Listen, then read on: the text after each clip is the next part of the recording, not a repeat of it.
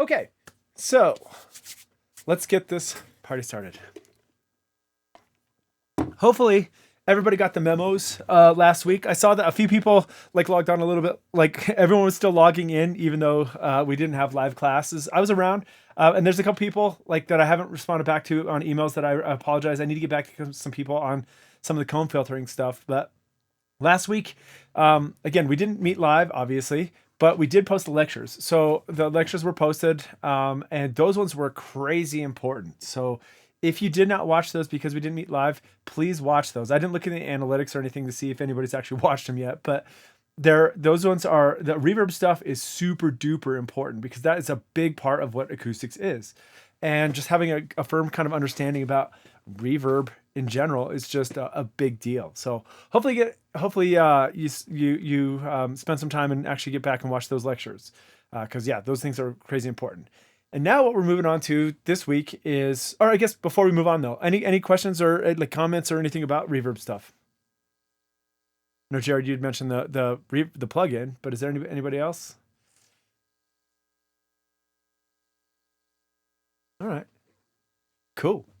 Well, the homework is live, and so that homework, the reverb homework is due this Thursday by midnight. So let me know if you have any questions or anything like that, but on any of the reverb stuff. But again, dig in on the reverb. It's really important, and especially when we start doing more. Well, we'll talk a little bit more about doing these room measurements. Like getting and doing the room measurements, that's when it all becomes super real. When you start doing that, when you start actually measuring stuff, and that all the stuff we're talking about for the rest of the semester becomes very real when you start actually doing the measurements. So, but yeah, get into it. Take measurements. It's super fun. All right. So what we're gonna do this week is we are talking about absorption. So absorption is the other half of the coin. So when we were talking about or the other side of the coin, when we're talking about when you walk into a space and you want to treat a space, you have essentially two main tools at your disposal. You have absorption and diffusion. So diffusion is where we want to keep the energy in the room and spread it around. Oh, I guess we could, well, let's simplify it even further. Diffusion is when you want to keep the energy. Absorption is when you want to remove the energy. But as we've kind of seen, it's a little bit more complex than simply removing and adding energy. We want to distribute the energy around, but it's also things like we have to understand that most of the stuff is frequency dependent. So we have to add that kind of thing in there. So when we talk about things like reverb, right? When we talk about the reverb, the energies, we tend to talk about reverb as just as energy, the sound energy in the room. But also, as we've come to learn, that it's a little bit more complex than that. It's like energy in the room as a function of frequency. So what frequencies are hanging around longer than others? And then also when we talk about in terms of diffusion, well, if we want to if we want to keep the energy in the room, the sound energy in the room, but we want to spread it around, we have to do things like different size polycylindrical diffusers or different systems to spread the energy around the room. And then we also started looking at there in terms of things like Sabine's formula. When we looked at Sabine's formula, KV over SA, we see that, yes, it's not just the reverb time, but it's reverb time as a function of frequency. And so that if we want to absorb or predict the frequency, the reverb of a certain frequency range, well, we have to look at it in terms of frequency, not just in terms of overall reverb time. We look at it reverb time as a function of frequency. Well, so like I said, so basically we have two main tools. As an acoustician or as somebody who's treating a room, you essentially have two main tools at your disposal: absorption and diffusion. So we've talked about diffusion. We're going to come back and keep talking about diffusion. Talk about specific types of diffusion coming up pretty soon. I think maybe that's next week. I don't know exactly when that's coming up, but we're talking about Schroeder diffusers when we're going to get fancy with our diffusion. But then we're going to talk about absorption this week. So absorption is when we want to tune the room. And like we said, tuning rooms don't actually make any sound. We actually want to absorb. We want to tune the rooms by absorbing and reflecting different frequencies. So what we're going to look at this week is we're going to spend time talking about essentially, well, just absorption in general, which is kind of what I'm already talking about. And then where the energy goes, how do we control it, what's going on kind of at the physics level. And then what we're mostly looking at right here is absorbing of the mid-high frequencies. So we're going to cut this in half, not in half, but we're going to divide this into two different sections: absorption of high and mid frequencies and absorption of low frequencies. So low frequencies is the next class. Today it's talking about high and mid frequencies, because when we want to talk about absorbing low frequencies, that's a really tough thing to do. And hopefully that'll come a little bit clearer as we go through our discussion. I don't want to get into it right now. We'll talk a little bit more about that next class. So, but low frequencies are trouble. And so, and well, as we can already, I can seed it saying that the reason they're trouble is that the wavelengths are so long. And when we talk about diffraction and, well, diffraction is the main reason, but the low frequencies have long wavelengths, and long wavelengths are really difficult to control. So that's kind of what it's come down to. We'll talk about more strategies on that. So, yeah. So, Sarah, you said, can you do measurements with NT2A? Yes, you can, but I would recommend not doing it that way, because the problem with large diaphragms like an NT2A is large diaphragm microphones. Those tend to be tuned towards the vocal range, and they almost all have a bit of a bump around the 2 kilohertz range.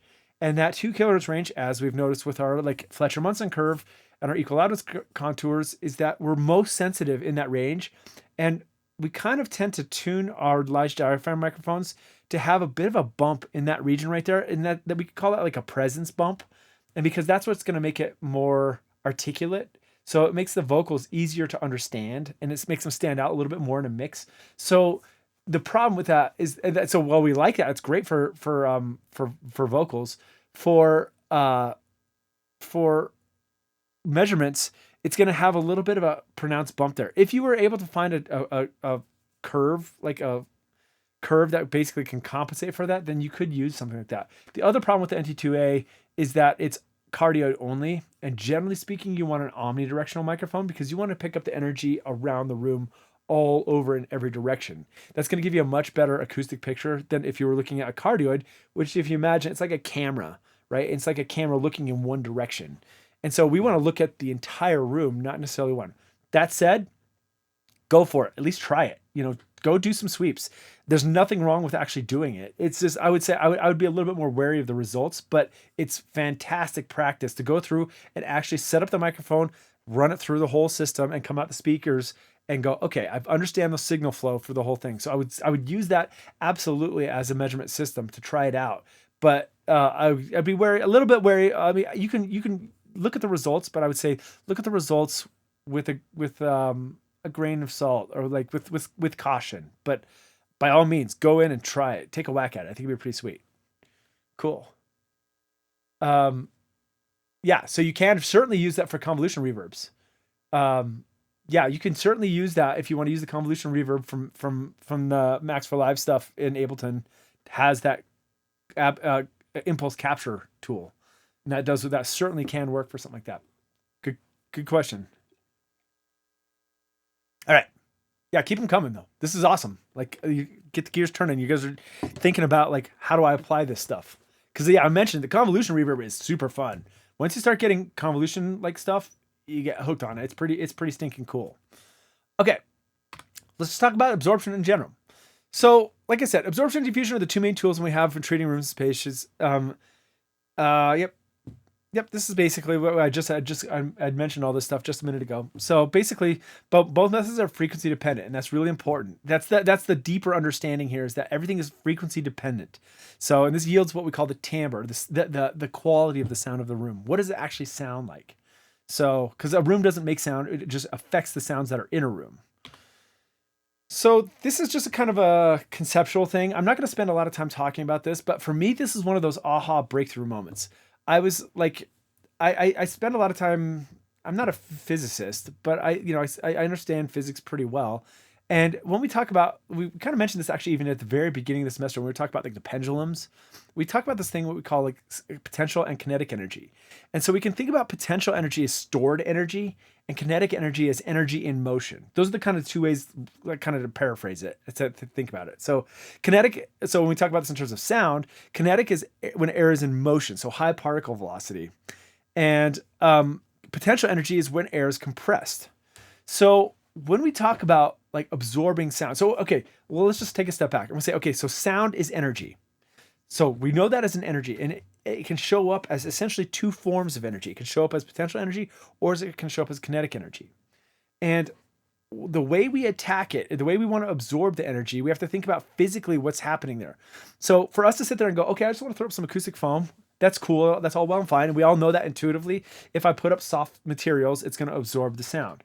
But if we want to understand the physics of what's actually happening, and that's what we're going to talk about today, it really yields a lot of insight as to how to treat a room.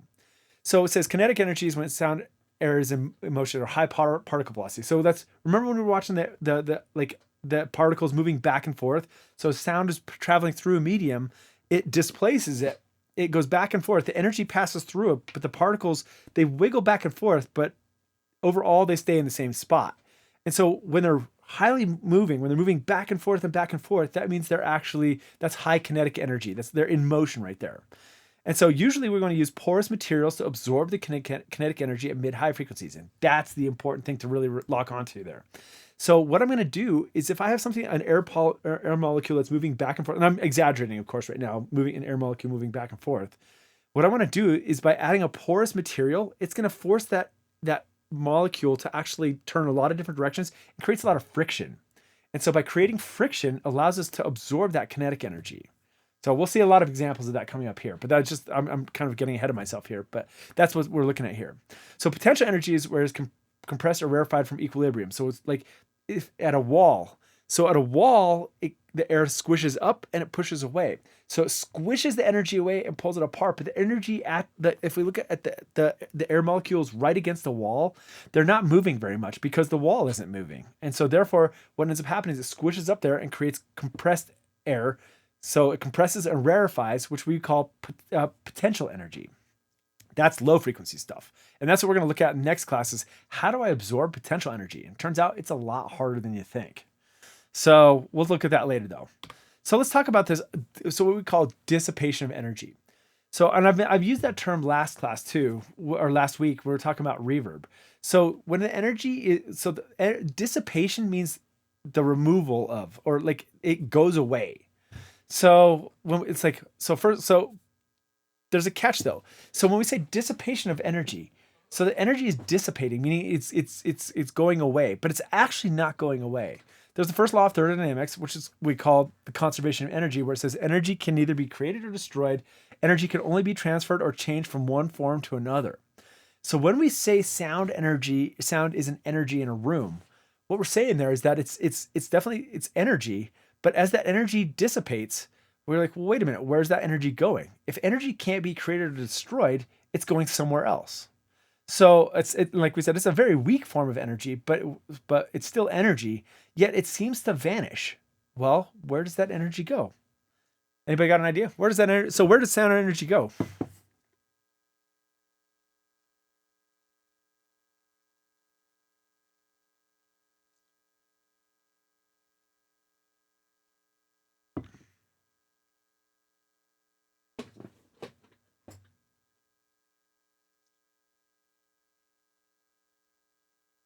Close. Yes. You're close, but what ends up happening is, so that's like what we say, like the steady state stuff. But then, it still does tend to go away. And so I think, yeah. So Noel set it up there. Actually, Peter said it too. Heat. Indeed, that's where a lot of energy goes. Like when we have some sort of sound energy, a lot of that energy ends up turning into heat. So it's interesting, but it's not that much. It's not that much heat though. So what we have here is, this is taken from the book. So S is our sound source. Our sound source is here, and we're showing it as a ray, but we know that it's actually emanating as a sphere. Well, if I were to draw on 2-dimension right here, it would look like a bunch of circles. And if I were to imagine this, it would be emanating as a sphere and reflecting off this. But if we look at this as a simple ray, so some of this, we see this little squiggly here. We see that some of the energy is being absorbed by the air. So the air absorbs it. And when I say it absorbs it, what it's doing is it's converted to heat in the air. So the air is actually warming up because of friction of the air molecules moving back and forth. There's friction there. And therefore it turns into heat energy right there.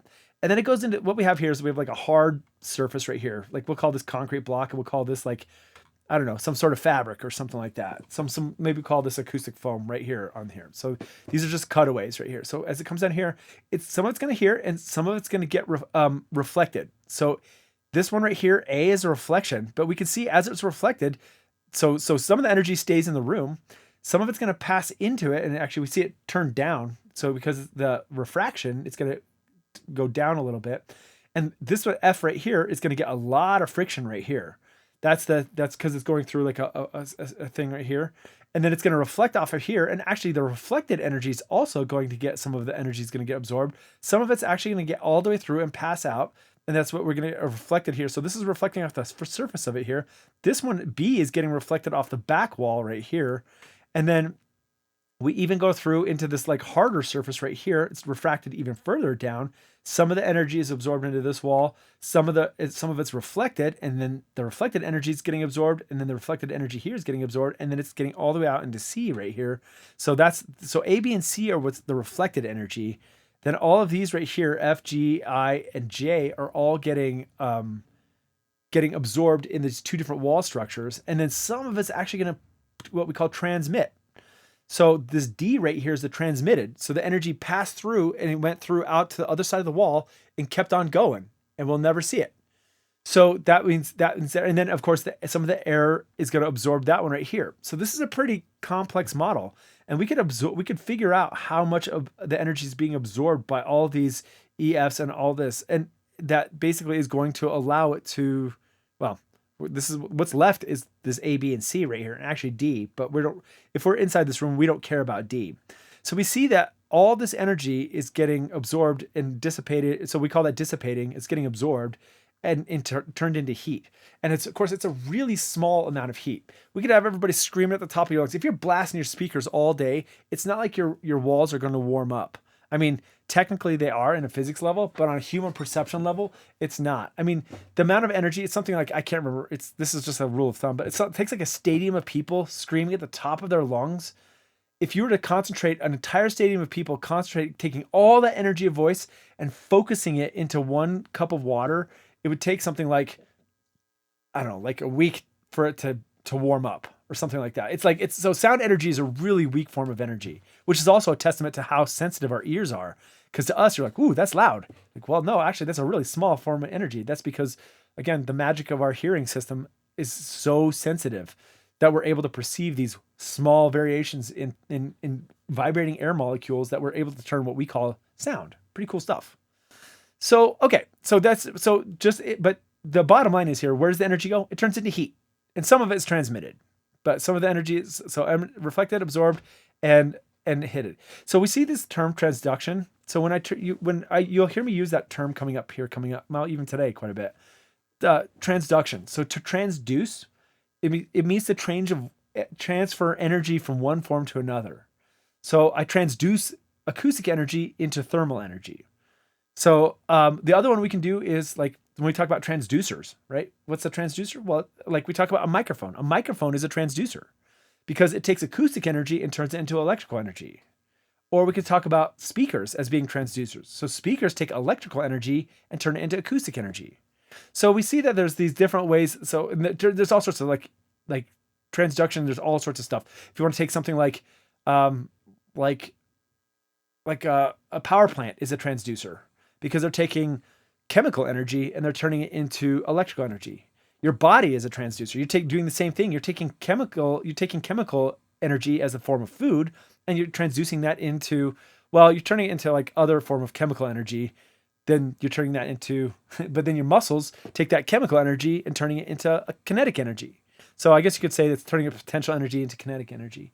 But there's all these different ways of transduction. So transduction is changing of one form of energy into another. Cool. All right. So absorption coefficients revisited. So this is from some of the stuff we did last week with Sabine's formula. But so the Sabine. So what we call this thing is a Sabine is the capital A. We're not going to do any math. Don't worry about it. So Sabine is the Sabine is what we call this capital A right here. It's the surface area times the absorption coefficient, alpha. So absorption coefficient is Sabines or metric Sabines, and surface area is in square feet or square meters, and then alpha is the absorption coefficient, which is frequency dependent. So you have to look that up. So we just look at this in terms of Sabines. So like for me, I don't actually use a Sabine. I guess I do. I use this. I don't call them Sabines, right? I just call them I don't really think about them like Sabines, but that's what they are. So how do we use it? So describe how absorption something provides. So So when you look at, say, an acoustic panel, oops, I've got mine up on the wall here, but I don't have a handheld version of it. But if I hold up a piece of foam or something like that, and I will go, well, how many sabines is that? Well, if I look at the absorption coefficient times the surface area, that'll tell you how absorbative something is. So, so it says should account for the displaced covered material. So if I think about this, like kind of going back to what we were talking about last week with the Sabine's formula, if I were to take a brick wall, so I've got a brick wall to my right here. Well, it's kind of a concrete. Yeah, it's brick, but it's covered with plaster. So I've got a brick wall to my right here. And if I were to put up some foam on that, what I have to do is I'm adding the foam surface area, but I'm subtracting the surface area of the brick wall behind it. So that's what it's saying here. So should account for the displaced covered material right there. So if I want to tune a room and I want to start adding foam into the room, I add the surface area of the foam, but I subtract what was when it's covering up. I'm subtracting the surface area of the brick wall behind it, right there. But that's all really saying. Like I in real life, I don't really use Sabines as like all that often. Although I could say something like if I were holding a 1 square foot thing of acoustic foam, I could calculate the square foot, because it's 1 square foot. And I would know surface area times the absorption coefficient. I could say how much absorption this thing has. So it does. I mean, I guess it is kind of helpful in tuning a room and like kind of using it to predict how much absorption I want to add into a room. So ideally, what you do is you do a room ring out like we did last week, where you measure the room and you go, okay, I've got some real problems here. I want to bring down the reverb time. How many Sabines do I need to add to bring down that reverb time? And also in what frequency range? So we'll move on. This will become more clear as we go along here. So mid-high frequency absorption by porosity. This is by far the most common way we actually absorb sound is by using high porosity stuff. So we call it interstices. So in these interstices. So when we look at this foam, this is like a close up of foam right here, like a really close up microscopic version of foam. We can see that, and so this is what we call open cell foam right here.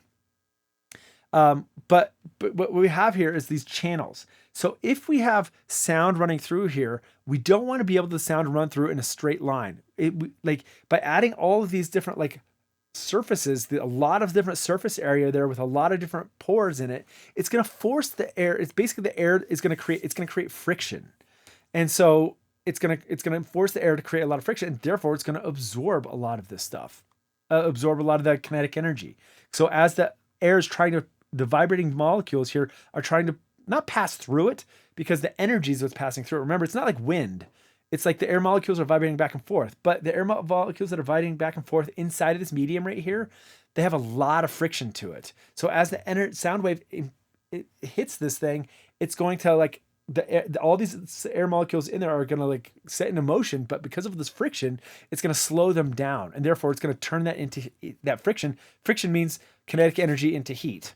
So this is good absorbing kinetic energy, air particles in motion.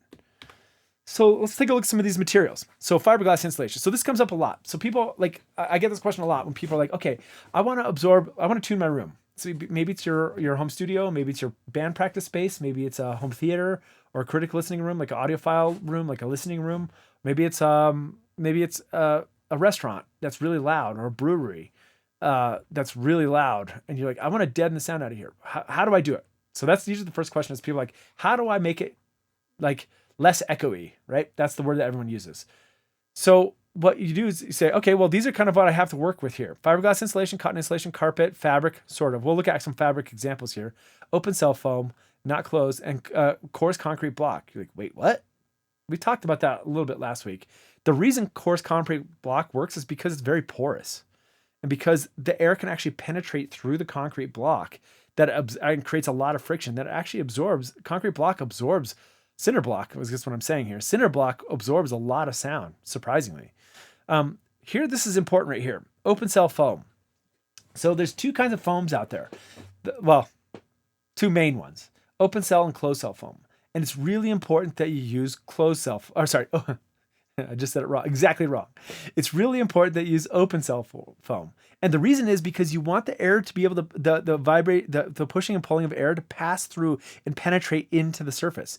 If you're using a closed cell foam, it can't penetrate into there. And so therefore it's not going to transfer that energy into the foam, and therefore it's not going to work. So say you're like find some packing material, like go find packing material in the dumpster. Maybe like actually one of our students here worked at an Apple store a while back, and some of the shipping materials were some foam, and you're like, well, is it open or closed cell? So if you just find any old foam will work, but like it's got to be open cell. So if you can go find some like packing material, or like if you go to the fabric store like Joann and you find some foam, like foam that's working, you want to make sure that it's actually open cell, so that actually the energy can pass through in there. Because closed cell essentially acts like just a hard barrier. It doesn't really absorb anything. So that's the differences. But the truth is, but any kind of foam, any open cell foam will work. Some work better than others. So, but carpet, it's really thin. Carpet does work, but it's really thin. And we talk about cotton insulation. That's that Bonded Logic Ultra Touch. Did I talk about that? This is my favorite one right here. But in a pinch, fiberglass insulation works great. That's what I have above me right here. So if you want to make it, so I guess just to say this real quick. So if you want to go like, if you want to deaden down a space, go to Home Depot, buy a bunch of the R13. That's just the fiberglass insulation, and cover it with some fabric. Boom, done. It's really cheap and really inexpensive, and extremely effective.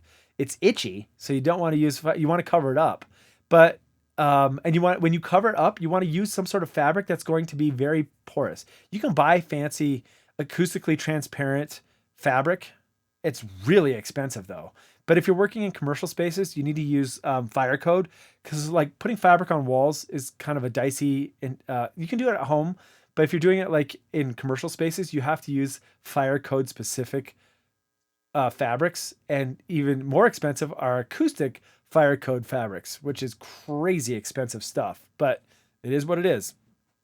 But you want to cover up cover up this fiberglass.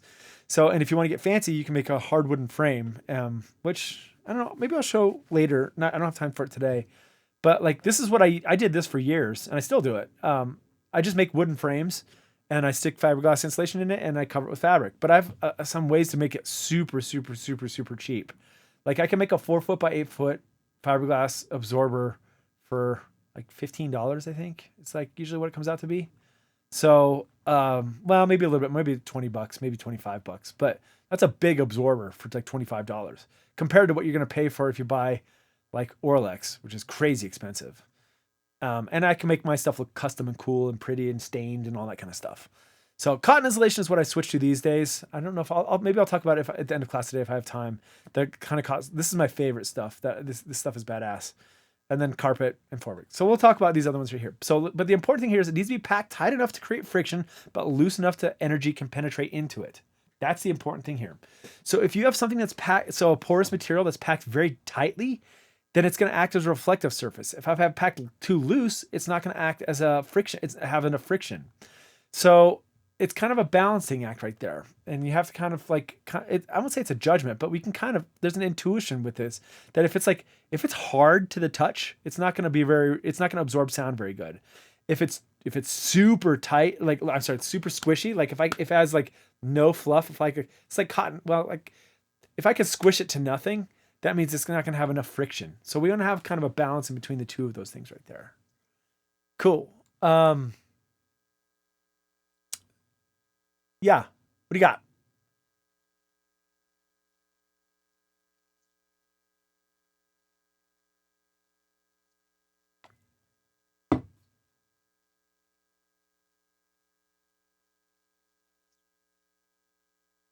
Yeah.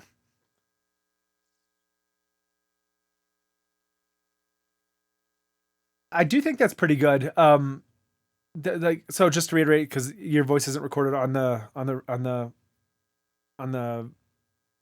playback.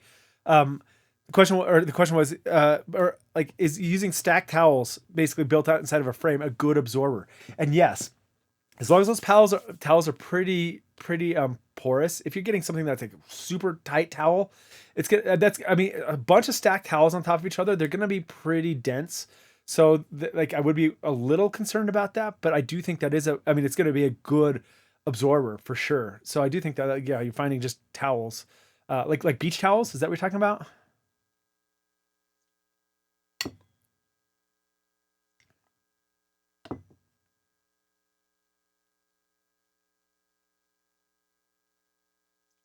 Oh, cool. Yeah.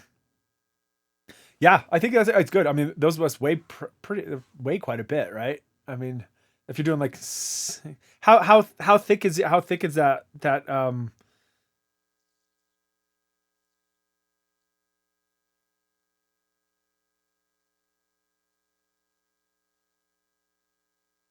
Yeah,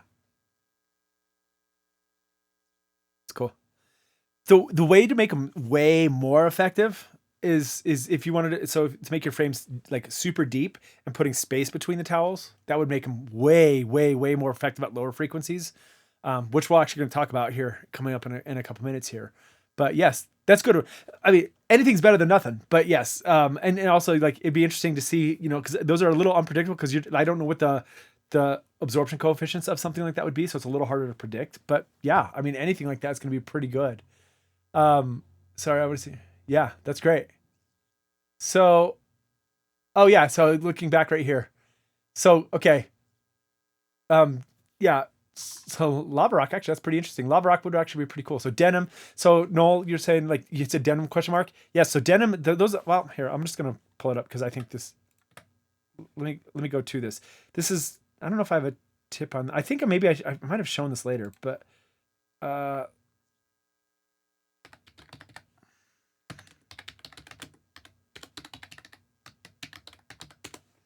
so this is by far my favorite stuff. It's called Bonded Logic Ultra Touch. It's denim insulation. So it's recycled blue jeans. And you can order it from Home Depot. You can't pick it up in stock there. I get it from like off there, like if you just like look up Installation Supply Denver, Google it. Well, here's I'll just actually let's do it on Google. I'm not quant. Insulation Supply Denver. So what you can do here is if you like, there's got these ones. There's some big ones out in Commerce City here. And what I do is I just start calling. I literally go down through these things right here, and just start calling, saying who has this. I think I do like R Factor. That's where I've gotten mine in the past. So this is R Factor here, and they're over in Commerce City. It's one of these giant warehouses. They carry the stuff in stock, and I just go pick it up there. But you have to buy a lot of it at a time. You buy these giant rolls of this stuff, but this stuff is really cool. It's like completely. So they sell them as acoustic panels, but I just buy them as just this, and it's really cool. Do they have the? I want to see if they have the absorption coefficients on it somewhere. No, it's just the brochure for it. But the cool thing is, you don't need any gloves or masks or any. It's kind of dusty, but it's pretty cool stuff. It's a little bit more expensive than fiberglass insulation, but it is really awesome. So this is by far my favorite stuff. I use this. I have a lot of it, and I use it inside my speakers, and I also use it as like absorption material. So pretty cool stuff. Oh, so there's a couple other questions that I wanted to get to there that I think were important. So cardboard not so good. Cardboard is because it's so it doesn't you can't get into it. It's more of a reflective surface, and right on the yeah. Hunter, yes, Joanne is still in business. I go to Joanne Fabrics a lot, and so I buy a lot of fabric from them to the point it's funny. Like I buy many bolts at a time, usually when I'm doing art installations and stuff. And Joanne is great because you can get 40% off coupons or anything like that all the time. So Joanne, me and Joanne are pals. So Gates, you asked about egg containers. Nope, that is the biggest like thing. That was one of the like we see egg containers like that's one of those classic things that people put up in my first studios. We put them up because that's what we heard, that's what it's supposed to work. But if we think about the physics of what's going on with an egg crate, like egg container, it's just it's just cardboard, right? And so it's going to act as a high frequency diffuser. It's going to actually be a very effective high frequency diffuser because it's pretty shallow, but energy that hits it's going to break up and spread out in all different directions. And maybe it'll absorb a little bit of it just because it does have some give to it. But for the most part, egg cartons don't absorb any sound at all. They're just reflectors. So, and I don't know where that came from, like how that whole thing started, but it's been around forever. So, correct. Yeah, and especially because we do make acoustic foam that has egg carton foam to it. And yes, there is definitely an association that goes along with it. So you're right. That it looks like it might do something like that, but it's like I said, it's a good high frequency diffuser. So it's not like it's a bad thing, but it doesn't absorb any sound right there. Um, so like it says Home Depot has some half-inch panel. How does this compare to something like R13? So if you're talking about with the half inch, if you're talking about half inch like foam, like styrofoam is a terrible absorber.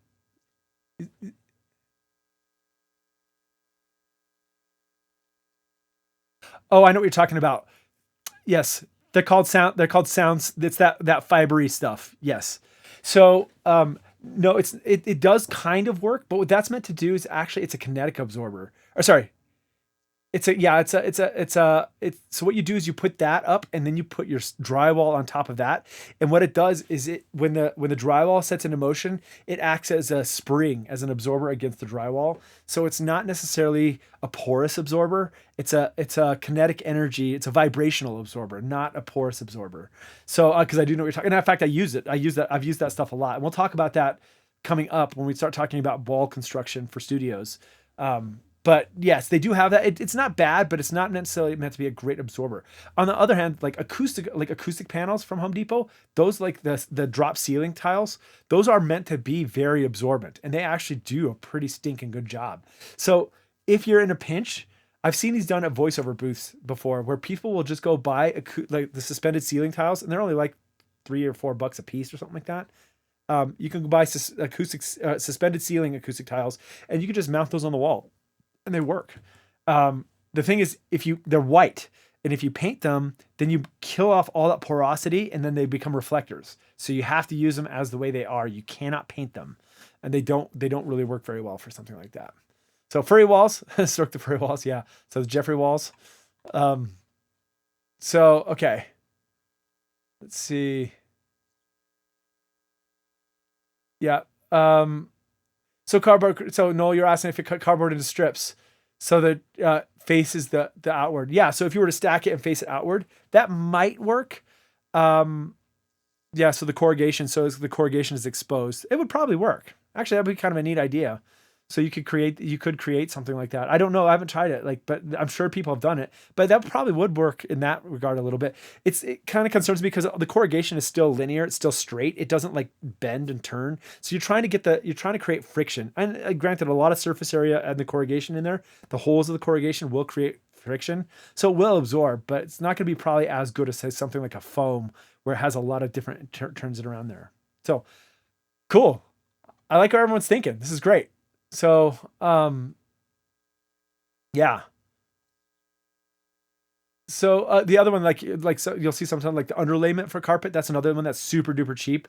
Like you can buy it, and it's like shredded foams that are all glued together or like stitched together. That actually works pretty well if you stack that up. That works, and you can get that in large surfaces for pretty cheap. It's really thin, so you should cut it and stack it together, and you can actually create cool shapes out of it and stuff like that too. That's pretty neat. So, porous material, high grade acoustic tile. So we can see right here that absorbs really, really well in this region right here. So we look at absorption coefficient. Remember that alpha of 1 is a perfect absorber, and this is a perfect reflector. So we can see at a region between say 100, 2, 3, 4, 5, starting around 500 hertz, 500 hertz all the way up, to say 5 kilohertz. It's really good at absorbing all the sounds right there. And so that's a high grade acoustic tile. Yeah. So that's like going to be something like, it doesn't tell us how thick it is or anything like that. It's just saying this is kind of just generic high grade acoustic tile. Whoops. I have it written in here. So medium weight velour. So velour is like, fuzzy. It's like that fuzzy, heavy fabric, and medium weight velour. So it absorbs pretty stinking good, but it all drops off. We can see that all of them kind of start dropping off right here. But then we look at like, heavy carpet on concrete with no padding. So C is this one. It absorbs really good at high frequencies and crappy at the lower frequencies. So it doesn't even start kicking in pretty good until about 1 kilohertz. And that's because it's so thin. And we'll see the effect of thickness here coming up in just a little bit. But so coarse concrete blocks unpainted. So cinder block unpainted and painted. And you can see the difference between what happens if I take concrete block right here. Pretty good. I mean, for what it is, it's concrete, hard surface. it's pretty porous and actually does pretty good at these low frequencies, which is pretty interesting. So if you had a concrete block room and you added acoustic tiles in there, you're gonna have a pretty dead sounding room, which is pretty awesome. But then as soon as I paint the cinder blocks, it becomes super reflective because that porosity, that's what we're trying to impart here, is that the porosity is what's super important there. So let's take a look at these fiberglass absorbers here. So I go like this is like when I go get R13. So the R right here denotes how thick it is, which also tells it how good an insulator it is. So the way you rate an R value is like how much energy, thermal energy, passes from one side of it to the other. So it turns out thermal energy is transferred through like moving air a lot of times. So air is actually, still air is a good absorber. So that's why a good insulator, thermal insulator. So that's why fiberglass, what it does is it opens up and it has a lot of air in there, but it doesn't really allow the air to move. And so that creates a really good thermal barrier between the inside, from one side to the other. So air does, like the air will translate. So if I have hot air on one side and cold air on the other, the air will go in there and it will eventually get through, the heat will get through to the other side, or cold will get through to the other side. But the thicker it is, the more effective it is. So if we look at R13, which is 3.5 inches thick, so standard like two by four construction, then we do R19, which is about 6 inches thick. So this is going to be a thicker. So R19 is thicker than this one right here. So this is going to be a better R value also correlates to a better acoustic absorber. So R13 is going to be good. R19 is going to be even better.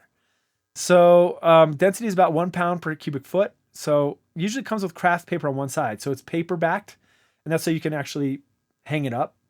But if you're going to do that, you want to have the paper point going to the wall, and you want the fiberglass exposed on the outside. If you have the paper towards you, that paper acts as a acoustic barrier, and therefore it's going to reflect. It's still going to get through. A lot of it's going to get through, but it's going to be much more effective if I have the acoustic showing out. It's going to be a much more effective showing it out there. Yeah, that's awesome. Cool. Cool. So what you don't want to do though is like, you need this to be fluffy. So the density is important right here. So like I was saying, if I were to compress this, it becomes too dense and it acts as a reflector. If I fluff this thing out way too far, it becomes too thin. And so 1 pound per cubic foot is a pretty good value right there. So let's look at this craft face one right here. So yeah, this is where we're facing it. So this is craft paper paste towards the sound and insulation towards the sound. You can see they both do pretty good at lower frequencies. And then this is where at higher frequencies, it's going to, the paper acts as a reflector. And then here, towards the wall, all the high frequency information is going to get absorbed. And this is really good. Look, craft face insulation, this is just insane. This is R11. So this is actually even thinner stuff. So we can see that R11, which is pretty, I didn't even know where you get R11. I only find R13 at Home Depot, but R13, we'll just say this is pretty close to R13, that it's really effective. This is a perfect absorber. Holy crap. That means it's really absorbent. So putting this stuff up, it absorbs all the sound. So when people ask, like, how do I deaden down my practice space? Go spend $40 at Home Depot and you will deaden the snot out of your space. You really are going to want to cover them with fabric because exposed insulation is bad. Exposed fiberglass isn't terrible as long as it's not moving, but if you touch it, it will shed fiberglass particles, which is bad. So, but if you get something that's one of my favorites is burlap. I use burlap all the time because number one, because it's super cheap. It's like the cheapest thing at Joann. Number two, it's natural because I love stuff that can be broken down naturally. I hate plastics and synthetic materials, and it's also very, very, very porous. It's kind of itchy and scratchy to work with. But if you wrap burlap, you can get burlap in all sorts of different colors, and you can even make a stencil, spray paint stencil, and you can make cool patterns on them and stuff, and wrap your panels with that. They're great, even though you can still see the fiberglass behind it because it's not moving. You're safe from that fiberglass. But here's R19. So we can see the difference between R13 and R19 is not that different. So don't spend extra money on the R19. Just buy R13. It's cheap and it's good. So they're kind of oh yeah, go ahead.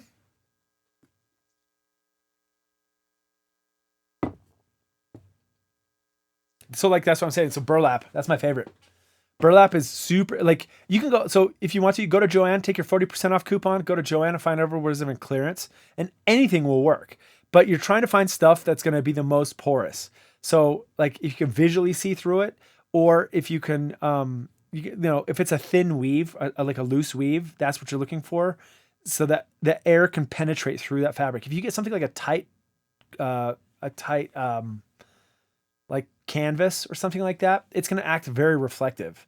So it will work, but like as we can see, even just paper makes a big difference. So the more porous you can get, the better. So like really sheer, really thin kind of stuff works pretty well. But like I said, my favorite is burlap because it's natural, it's cheap, and it's very porous.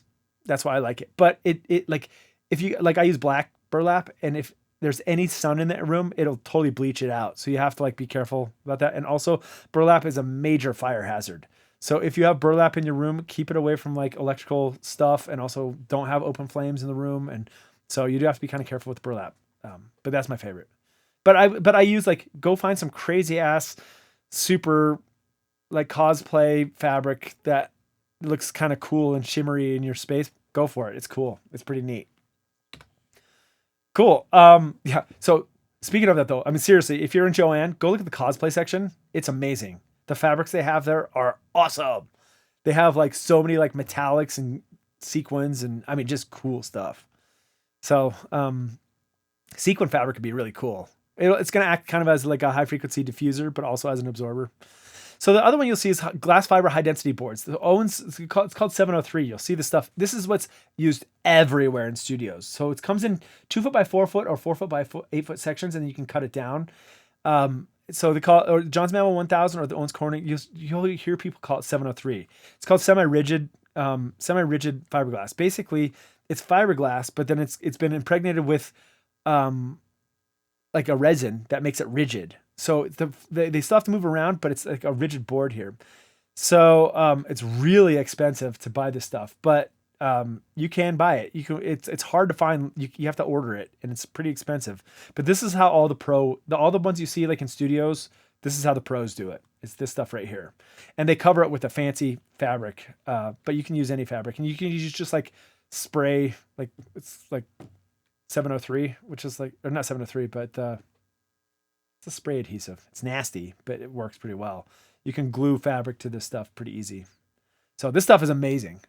Oh yeah, I guess I forgot I had a slide on it. So bonded Ludic Ultra Touch. This is my favorite. This stuff is the bee's knees. In fact, when you're going through it, you'll find actual like labels, like Lee's jeans labels inside of this stuff. It's pretty cool. It's hard to cut, but yeah. So here's the link for it. I'll set you off on your own with that. But it's like, this is the bee's knees. It's badass. You can leave it uncovered. It looks cool enough. You don't have to cover this one. You can just tack it up on the wall and you're done. But if you want to make it look cool, you can put it in frames and cover it with fabric and all that kind of stuff as well. Okay. Where are we at on time? 11:52. Okay. Let me see. How many slides do I have to get through? Okay. I'm going to kind of move through this pretty quick here, but what we want to look now is look at the effects, different effects of thicknesses, of placement, and seeing what happens when we move this stuff around. Like when we change something, what changes with it? And the more you kind of like work with these materials, the more intuitive feel you get for it. But let's define it first, and let's look at like the effects of like let's look at effect of thickness. So we've mentioned this stuff before. So well, in a way. So the particle velocity as its maximum at a quarter wavelength, a quarter of the wavelength. So a wavelength. So we can figure out what the wavelength is. So like mapping this thing out here, I've got a wave hitting a wall, for instance, and at a wavelength right here. Here's like the, let's see, here's the full wavelength. Right? No, full wavelength is from here to here. I don't know why I have that. That's written wrong right there. So this is from here up to here, down to here. And if we look at right here, this right here says this is at a quarter wavelength. This is where it's at its maximum amplitude. So where where we want to put the foam or whatever the absorptive material, it's best placed at a quarter wavelength from the surface. Anything so any frequency that's higher in wavelength is going to be within this. So maybe I have a piece of foam that's this thick right here. And any wavelength that's higher is going to have a smaller wavelength, so it's going to be within that range. Any wavelength that's going to get longer than this right here, or lower frequency, is going to have a longer wavelength. It's going to become less effective. And this is why we see that, like when we're looking at all those materials, that they don't do very good at low frequencies because they're not very good at the wavelength is too long relative to the material itself. So what we have to do is, so the thicker the material, the better it absorbs lower frequencies. High frequencies don't tend to change very much. It's better at low frequencies. So the fatter it gets, the better it absorbs at low frequencies. The thinner it gets, the better it's going to, the worse it's going to get absorbing at low frequencies. I'm not going to say it's going to get better at absorbing higher frequencies. It's just the same at higher frequencies. So that's what we can kind of like intuit that basically the thicker the material, the better the absorber. But it's not just better the absorber, it's the better the absorber at lower frequencies. So the thicker it gets, the better low frequency absorption it's going to have right there. So, okay, let's take a look at this. So the thicker the material, the better absorbs at lower frequency. So example 1, a 2-inch thick material affects wavelengths of 8 inches. So if I work this back, so 0.2032 meters as a wavelength, and I convert that into frequency. So F equals V over lambda, 343. Oh, I did 343. Sorry, I still use that number.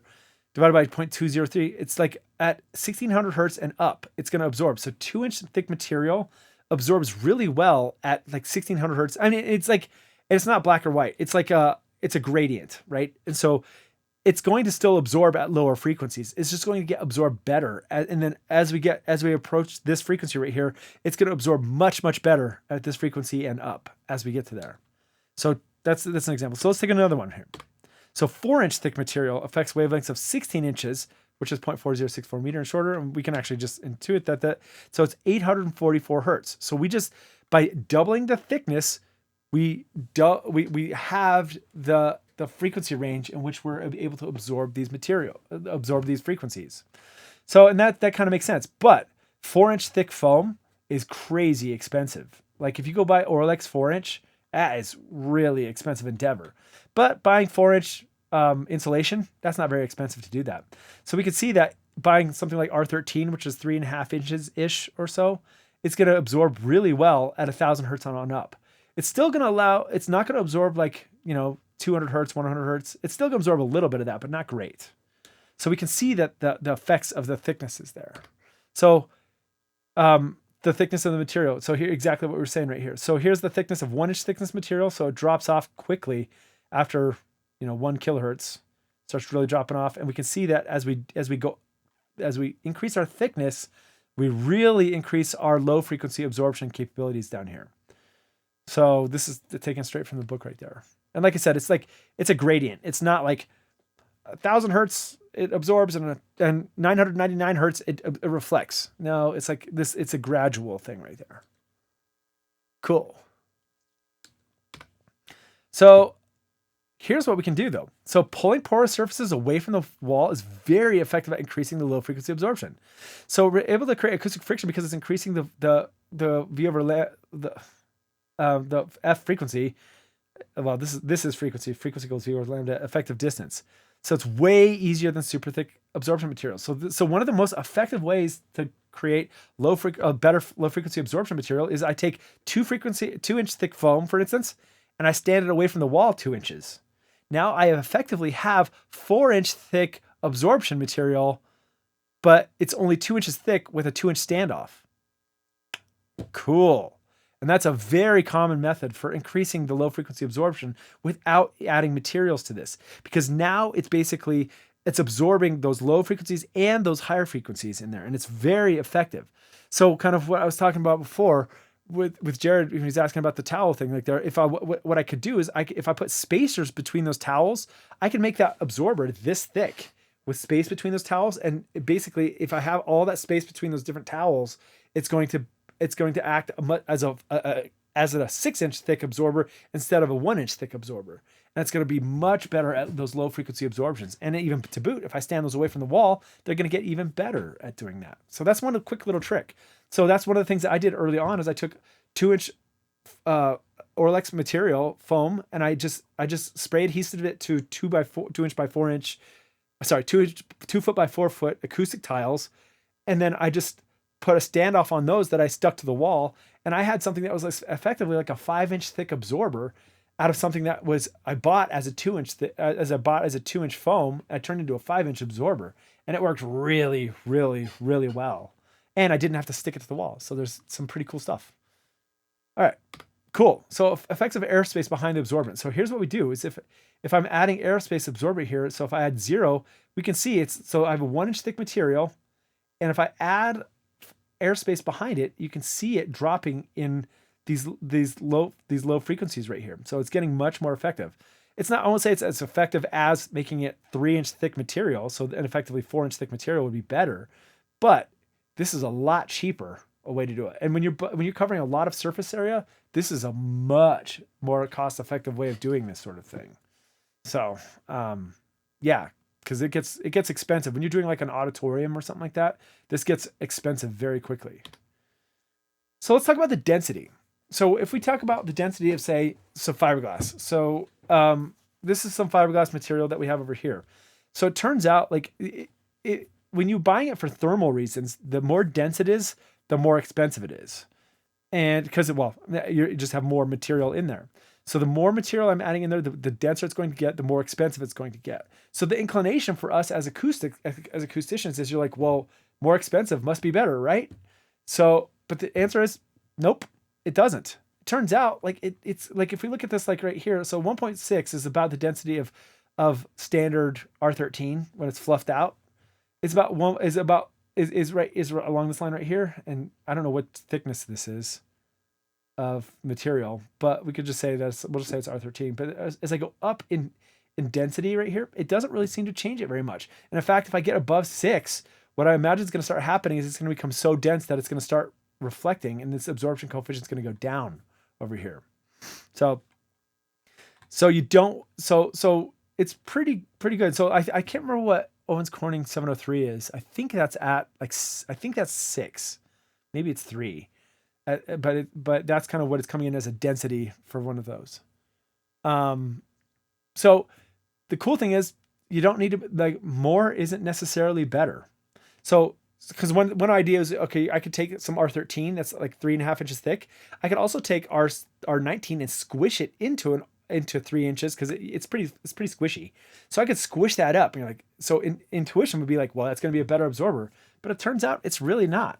So it's just going to cost you more for not much more effective. It may be a better thermal absorber, but it's not going to be a better acoustic absorber.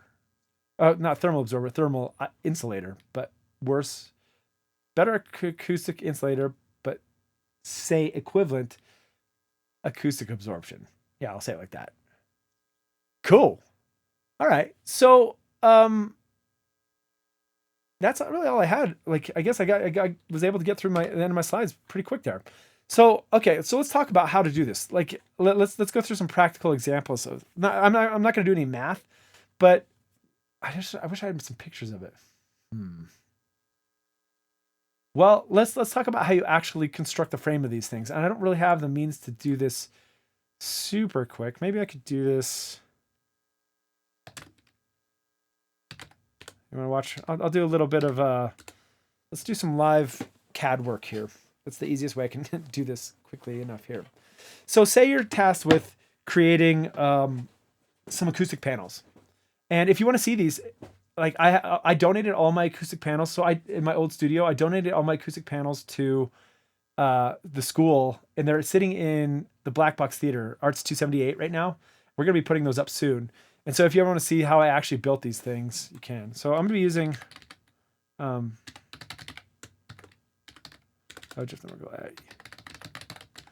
haven't logged in on my, I don't use it on my Mac very often right here. So I have to log in with two-factor authentication. Let's see, come on. 4, 2, 4, 2, 1. So I'll show you as quickly as I can draw this thing up. How I make these things in a simple fashion. If you've not, by the way, just as a while this is booting up, this program takes forever to start. This CAD program is free. Actually, everything from Autodesk is free for students, which is like tens and tens of thousands of dollars of free software.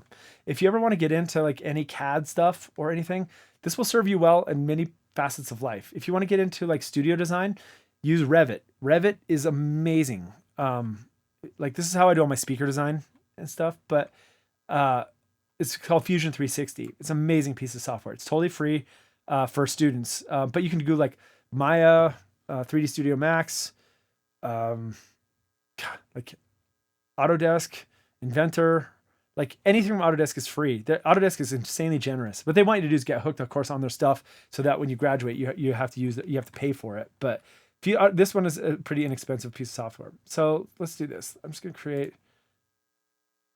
Let's create a sketch.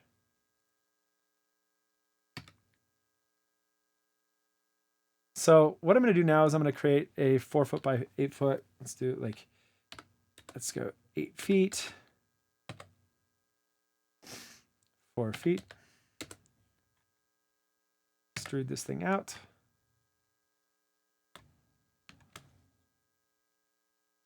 Oof, it's dogging right now. Normally really fast.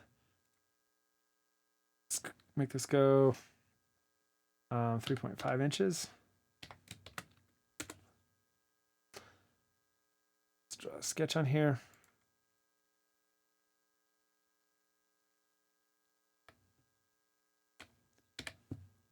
So what I can't explain everything I'm doing right now, but basically what I'm doing is I'm creating a box. Make this full screen. Close all this up. I don't need to see any of that.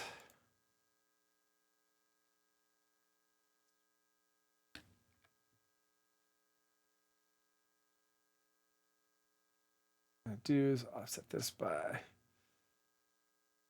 I guess I should have done this another way, but that's okay. I'll just keep going with it. What is it? This is one of my major pet peeves. So what are the actual dimensions of a 2x4?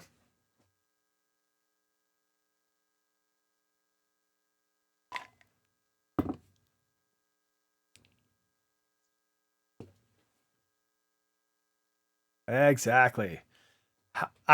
This is my little soapbox, but I get so angry when I go to Home Depot. Like this, you've caught a lot of my ranting about like the imperial system, just metric system versus imperial system. I was so happy when I was in Mexico because I'm like, oh, everything's in metric. It's so much easier. Then we get back to the U.S. and everything's in stupid feet and inches and everything. It's just so stupid. I hate it. But okay, but even worse is when we talk about lumber.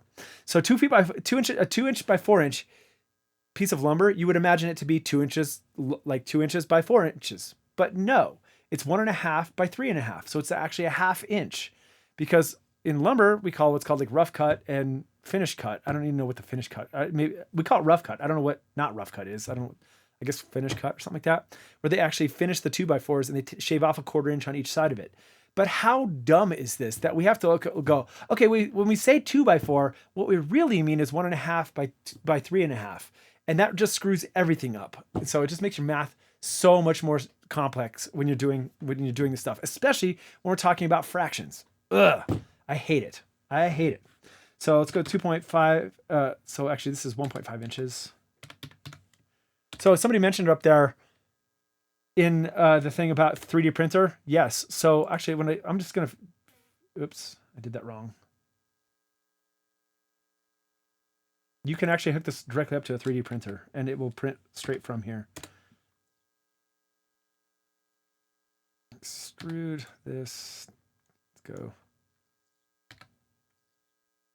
Normally I think about this a lot more. I'm just like running and gunning right now. So let's go down here to, so if I go minus, what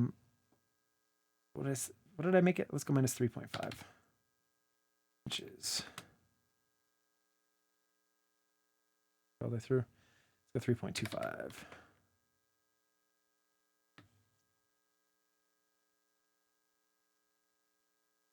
All right, so. All right, you're not showing it. Okay, so what I have here is essentially a frame, basically a frame here. And the way I would do something like this, so it's basically a 2x4 frame. Seems a little bit weird right there. But so what I would do is I would take these 2x4s and I would cut them at 45-degree angles. And then I usually go get something like hardboard and I just tack it to the back of this thing. So I'll just take, so literally what I do is I take 2x4s. Actually, let me go back and let's go through 3.5.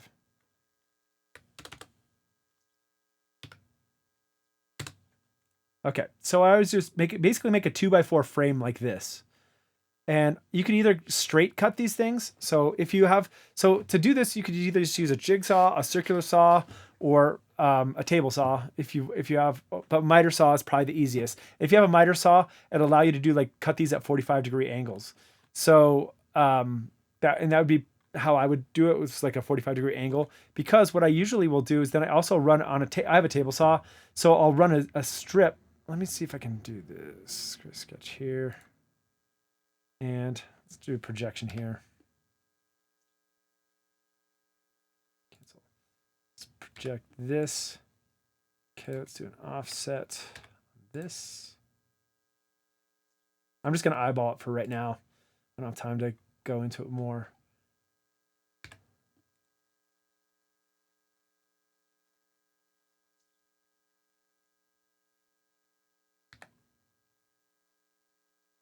So let's cut this down. Go negative 25. Cool. So what I usually will do is I'll take it and I'll just take my table saw and I zip a line. This is before I put the thing together. I create a line right here and I zip a recess in these right here. And what that allows me to do is then I can take these 2x4s and I can just stain them to a color. And then what I do is I stretch the fabric over this. And if you've ever done a screen door before, where basically you, they've got, well, it's like, I'll show you to Home Depot.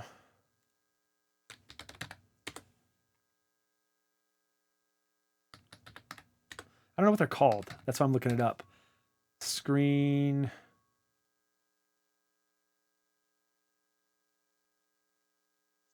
The little like rubber gasket material that you stick in there. Is it splines? Come on.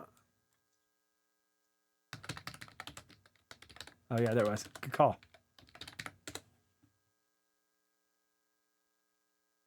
So it's like this, it's this rubber material right here.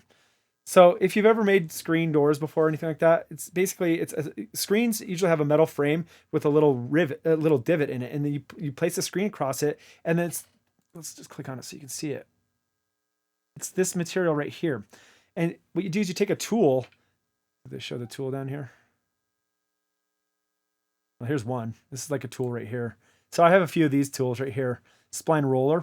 And what you do is you just basically, you hold this over that and you push that down in there and it holds the screen really tight. And it works really, really well. So that basically you can stretch this fabric really tight across this thing right here and it looks super professional, looks super clean. 2x4s are crazy inexpensive. And then if you're using burlap, like this is a way to make this thing like stupid cheap. And then on the back, if you're hanging it on a wall, like basically I'll just go buy some hardback and I'll just tack on some hardback on this thing.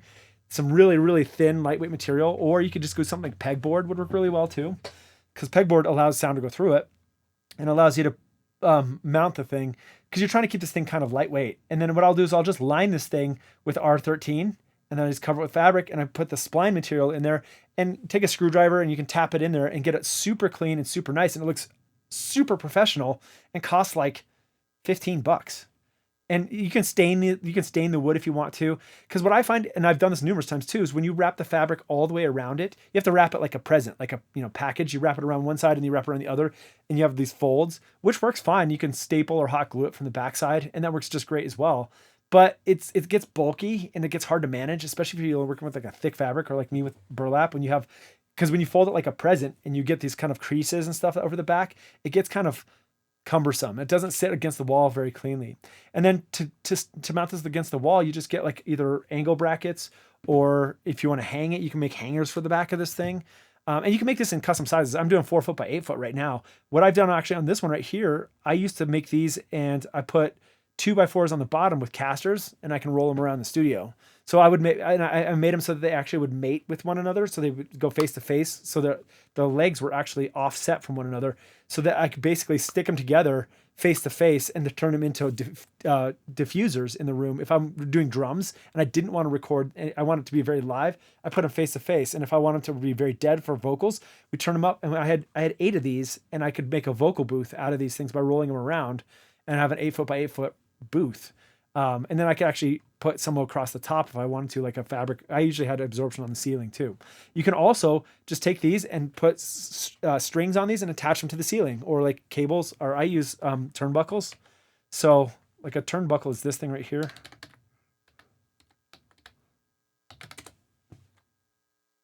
So usually when I'm hanging stuff from the ceilings, I'll just use these, and I put little eyelets in there, and I just, they're cool because they're adjustable height. So basically they all hang squarely.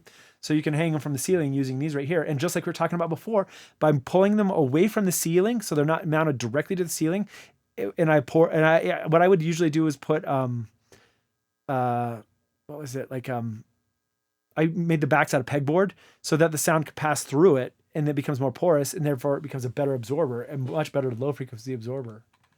So, so I'll tell you, I'm the king of making stuff cheap, because I am cheap.